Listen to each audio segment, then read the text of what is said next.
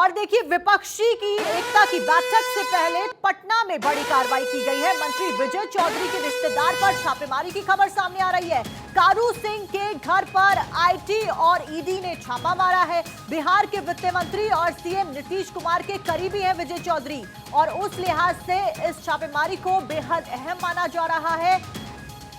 Inputs के आधार पर ED और आईटी की रेड विपक्ष की बैठक से ठीक पहले ये रेड होती है, जिसके कई मायने निकाले जा रहे हैं। फिलहाल मंत्री विजय चौधरी के रिश्तेदार पर यह छापा, कारू सिंह जिनके घर पर आईटी और ईडी ने छापेमारी की है। बिहार के वित्त मंत्री और सीएम नीतीश कुमार के करीबी हैं विजय चौधरी। नीतीश कुमार कल विपक्षी एकता की इस बैठक में शामिल होने जा रहे हैं, और कल विपक्ष के तमाम बड़े दिग्गज नेता एक साथ एक टेबल के आसपास नजर आने वाले हैं। मिशन 2024 लोकसभा चुनाव की तैयारियों के लिए इस बैठक को बुलाया गया है। काफी मायने इस बैठक के, और अब बैठक से ठीक पहले बिहार के वित्त मंत्री और सीएम नीतीश कुमार के करीबी विजय चौधरी के घर पर छापेमारी की खबर यहां सामने आ रही है। विपक्ष की बैठक से पहले पटना में यह बड़ी कार्रवाई की गई है ईडी के द्वारा। मंत्री विजय चौधरी के रिश्तेदार के घर पर छापा, और कारू सिंह जिनका नाम आईटी और ईडी ने इनपुट्स के आधार पर इन्वेस्टिगेशन की है, छापेमारी को अंजाम दिया है। क्या कुछ इस छापेमारी में निकल कर आता है, इसके ऊपर लगातार भारत 24 की नजर बनी हुई है। लेकिन पटना में कल विपक्षी एकता की बैठक होनी है। 2024 में ज्यादा से ज्यादा वोट किस तरीके से साधे जाएं। तमाम विपक्षी नेताओं को इतना तो समझ आ गया कि बीजेपी एक बड़ी पार्टी के तौर पर उभरी है, और 2024 में संभावना है, और जिस तरीके से बीजेपी लगातार दावे भी कर रही है कि मोदी की सरकार, बीजेपी की सरकार एक बार फिर से सत्ता पर केंद्र में काबिज होने जा रही है, जिसके चलते विपक्ष ये मिशन चला रहा है, ये मुहिम चला रहा है कि तमाम जो विपक्षी दल हैं वो सब एक साथ आ जाएं और एक साथ 2024 के लक्ष्य को रखें। मिशन 2024 की बात करें, जिसके तहत कल पटना में बड़ी बैठक यहां पे होने जा रही है विपक्षी दलों की, जिससे पहले फिलहाल कारू सिंह के घर आईटी और ईडी की छापेमारी को बेहद अहम माना जा रहा है। और इसी के ऊपर ज्यादा जानकारी के साथ सर्वेश सिंह हमारे सहयोगी हमारे साथ जुड़े हैं। सर्वेश, फिलहाल क्या कुछ निकल कर आया है आईटी और ईडी की छापेमारी में? क्या कुछ जानकारी, अपडेट आपके पास? देखिए अभी तक आईटी और ईडी की संयुक्त छापेमारी में अभी तक कुछ स्पष्ट नहीं हो पाया है, क्योंकि अधिकारी अभी भी लगातार छापेमारी कर रहे हैं। जहां तक कारू सिंह की बात की जाए तो कारू सिंह बेगूसराय के बड़े व्यवसायी हैं और ललन सिंह के करीबी हैं, और साथ ही जो विजय चौधरी बिहार सरकार के वित्त मंत्री हैं उनके साले लगते हैं। विजय चौधरी इनके बहनोई हैं, तो इनके बारे में फिलहाल यही जानकारी मिल पा रही है कि जो भी अभी हालात हैं वो कहीं ना कहीं इनपुट के आधार पर आईटी और ईडी की टीम ने यहाँ पे छापेमारी की है। टैक्स चोरी और आय से अधिक संपत्ति का मामला बताया जा रहा है, और फिलहाल छापेमारी लगातार जारी है। जब तक अधिकारी इस बारे में स्पष्ट कोई बयान नहीं देते तब तक कुछ भी बताना मुश्किल है कि आखिर क्या कुछ इनके घर से बरामदगी हुई है, क्या किस तरह के दस्तावेज बरामद हुए हैं। फिलहाल छापेमारी जारी है लगातार, और बेगूसराय में जितने भी इनके प्रतिष्ठान हैं उन तमाम प्रतिष्ठानों पर ईडी और आईटी की टीम संयुक्त रूप से छापेमारी कर रही है। जी बिल्कुल सर्वेश, कल देखिए विपक्ष की बैठक होने वाली है, और लगातार विपक्ष के बड़े नेता ये आरोप मोदी सरकार के ऊपर, बीजेपी गवर्नमेंट के ऊपर लगाते आए हैं कि बीजेपी ईडी और आईटी को गलत तरीके से इस्तेमाल करती है। उस बीच हालांकि ये छापेमारी इनपुट्स के आधार पर की है, लेकिन एक बार फिर से बीजेपी के ऊपर प्रश्न उठने कितनी संभावना?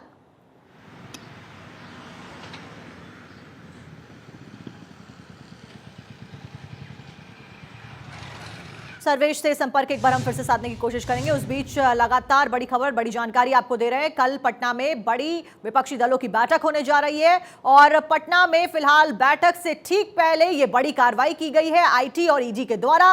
मंत्री विजय चौधरी के रिश्तेदार पर छापेमारी की खबर सामने आ रही है। कारू सिंह नाम मंत्री के घर पर आईटी और ईडी की छापेमारी। बिहार के वित्त मंत्री और सीएम नीतीश कुमार के बेहद करीबी माने जाते हैं विजय चौधरी, जिनके घर पर छापेमारी की गई है। और सर्वेश लगातार हमारे साथ जुड़े हुए हैं ज्यादा जानकारी के साथ। सर्वेश, कितना कहा जा रहा है कि सवाल फिर दोबारा खड़े हो सकते हैं ईडी और आईटी के ऊपर? हालांकि इनपुट्स के आधार पर इस छापेमारी को अंजाम दिया गया है, लेकिन क्या एक बार फिर से बीजेपी के ऊपर विपक्ष यहां पर निशाना साध सकता है? देखिए, राजनीतिक बयानबाजी जारी है, और लगातार ये बात हमेशा होती है जब भी इस तरह की कोई भी छापेमारी ईडी या आईटी या फिर वो सीबीआई जिस तरह की रेड करती है तो तमाम तरह के जो अटकलें होती हैं उनका बाजार गर्म हो जाता है और साफ तौर पे राजनीतिक बयानबाजियां तेज हो जाती हैं। और यही वजह है कि कारू सिंह के यहाँ जो छापेमारी सुबह से चल रही है उसको लेकर भी बयानबाजी तेज हो गई है। तमाम जो विपक्षी दल हैं, मोदी विरोधी जो तमाम दल हैं, वो यही कह रहे हैं कि विजय चौधरी क्योंकि जेडीयू के कद्दावर नेता हैं, नीतीश कुमार के बेहद खास करीबी हैं, तो उनके रिश्तेदारों के यहाँ छापेमारी की जा रही है। कहीं ना कहीं डराने की कोशिश है ईडी और आईटी के जरिए। लेकिन जो जानकारी मिल पा रही है टैक्स चोरी का मामला है और कारू सिंह के खिलाफ, और यही वजह है कि आईटी ने और ईडी ने यहाँ रेड डाला है। आय से अधिक संपत्ति का भी मामला बताया जा रहा है। फिलहाल जांच में के बाद ही स्पष्ट हो पाएगा कि जो इनपुट्स मिले हैं वो कितना पुख्ता हैं और उनमें क्या कुछ बरामदगी होती है। तो अब फिलहाल अभी जो छापेमारी लगातार जारी है, छापेमारी खत्म होने के बाद ही स्पष्ट हो पाएगा कि आईटी और ईडी पे जो आरोप लगाए जा रहे हैं कि टाइमिंग को लेकर, कि ये टाइमिंग बहुत गलत है, क्योंकि कल विपक्ष की बैठक होने वाली 18 पार्टियों के प्रमुख यहाँ आने वाले हैं। कई राज्यों के मुख्यमंत्री आने वाले हैं। आज ही ममता बनर्जी, अरविंद केजरीवाल, भगवंत मान, महबूबा मुफ्ती और फारूक अब्दुल्ला सरीखे लोग यहाँ आने वाले हैं। दीपाकर भट्टाचार्य भी आने वाले हैं। और वैसे में आज सुबह सुबह तड़के रेड डाल दी गई। तो कहीं ना कहीं एक तरह से कहा जाए तो राजनीतिक बयानबाजियां तेज हो गई है। लेकिन जो जानकारी मिल पा रही है वो आय से अधिक संपत्ति का मामला कारू सिंह के खिलाफ बनता है। आय से अधिक संपत्ति का यह पूरा मामला छापेमारी को ईडी और आईटी के द्वारा अंजाम दिया गया है। बहुत बहुत शुक्रिया सर्वेश, आपका तमाम जानकारी दर्शकों तक पहुंचाने के लिए। लगातार पल पल की अपडेट्स आप तक पहुंचा रहे हैं। और 23 जून को विपक्षी दलों की बैठक से पहले दिल्ली के सीएम अरविंद केजरीवाल ने अपनी शर्त रख दी है। केजरीवाल ने अध्यादेश पर चर्चा के लिए चिट्ठी लिख दी है और कहा है कि मोदी सरकार की मनमर्जी पर पहले मंथन होना चाहिए। रिपोर्ट देखिए।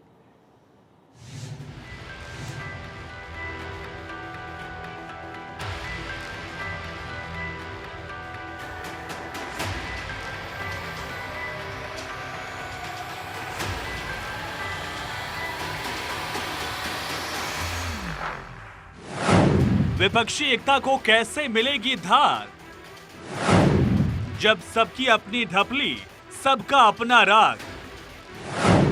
केजरीवाल ने विपक्षी दलों को भेजा पर्चा। मीटिंग से पहले केंद्र के अध्यादेश पर हो चर्चा। 23 जून को पटना में विपक्षी दलों की बैठक होने जा रही है। लेकिन उससे पहले देखिए कैसे चिंता की लकीरें बढ़ती जा रही हैं। पहले इन तस्वीरों को देखिए। ये हैं जीतन राम मांझी, जो कल तक नीतीश के करीबी थे, लेकिन 24 के लिए जैसे ही नीतीश ने विपक्षी दलों को साथ लाने की कवायद को बढ़ाया, मांझी ने पाला बदला और आज अमित शाह के साथ बैठक कर आगे का मंथन कर रहे हैं। नीतीश की मुश्किलें यही कम नहीं हो रही। वो सोच रहे थे कि अपने प्लान पर विपक्षी दलों को एक कर लेंगे, लेकिन तारीख करीब आने से पहले ही विपक्षी दलों के अलग सुर आने लगे हैं। विपक्षी एकता की बैठक से पहले अरविंद केजरीवाल ने अपनी शर्त रख दी है। दिल्ली के मुख्यमंत्री ने सभी पार्टियों को चिट्ठी लिखकर कहा, मीटिंग में सबसे पहले केंद्र के अध्यादेश पर चर्चा होनी चाहिए। ये तो एक तरीके से लोकतंत्र का मजाक है। इस तरह से जो जनता 5 साल में जाके वोट डालती है, एक पार्टी को चुनती है, एक विधायक को चुनती है, एक चीफ मिनिस्टर को चुनती है कि भाई ये गवर्नेंस करेंगे। अगर वो गवर्नेंस नहीं करेंगे तो 5 साल बाद उनको हटा दिया जाएगा। लेकिन इस अध्यादेश से तो दिल्ली के अंदर लोकतंत्र ही खत्म हो गया एक तरीके से। अब फैसले कौन लेगा? सेंट्रल गवर्नमेंट के द्वारा अपॉइंटेड 2 ब्यूरोक्रेट्स लेंगे, एलजी के डायरेक्शन पे या सेंट्रल गवर्नमेंट के डायरेक्शन पे। तो ये तो मजाक है पूरी तरह से, और ये बड़ा सीरियस भी है, क्योंकि एक तरीके से ये भारत के लोकतंत्र की जो मूल भावना है उसके खिलाफ है पूरा का पूरा ऑर्डिनेंस। दिल्ली का अध्यादेश एक प्रयोग है। यह सफल हुआ तो केंद्र सरकार गैर भाजपा राज्यों के लिए ऐसे ही अध्यादेश लाकर राज्य सरकारों का अधिकार छीन लेगी। मैंने इस विषय की तह तक जाकर अध्ययन किया है। यह समझना गलत होगा कि ऐसा अध्यादेश केवल दिल्ली के लिए ही लाया जा सकता है, क्योंकि दिल्ली पूर्ण राज्य नहीं है। केंद्र सरकार ऐसा ही अध्यादेश लाकर किसी भी पूर्ण राज्य की बिजली, शिक्षा, व्यापार आदि पर से पूर्ण रूप से अधिकार छीन सकती है। और यदि दिल्ली में अध्यादेश लागू हो जाता है तो दिल्ली में जनतंत्र खत्म हो जाएगा। फिर दिल्ली वाले जो मर्जी सरकार चुने, उसकी कोई पावर नहीं होगी। फिर उपराज्यपाल के जरिए केंद्र सरकार सीधे दिल्ली सरकार चलाएगी। लोग किसी भी पार्टी की सरकार चुने और वो दिल्ली के बाद एक एक करके सभी राज्यों में जनतंत्र खत्म कर दिया जाएगा। वो दिन दूर नहीं जब प्रधानमंत्री 33 राज्यपालों के माध्यम से सभी राज्य सरकार चलाएंगे। 23 जून को पटना में सभी पार्टियों की मीटिंग है। मेरा आप सबसे आग्रह है कि इस मीटिंग में इस अध्यादेश पर सभी पार्टियों का स्टैंड और इसे संसद में हराने की रणनीति पर सबसे पहले चर्चा हो। पटना में 2 दिन बाद विपक्षी एकता की बैठक को लेकर दावा है कि इसमें 18 पार्टियां शामिल हो रही हैं। समाजवादी पार्टी और आम आदमी पार्टी ने होर्डिंग्स लगाकर विपक्षी एकता को मजबूत करने की बात कही, लेकिन उससे पहले केजरीवाल ने ये शर्त भी रख दी है, जिस पर अब विपक्षी दलों का क्या रुख होगा, ये देखना होगा। Bureau report, Bharat 24।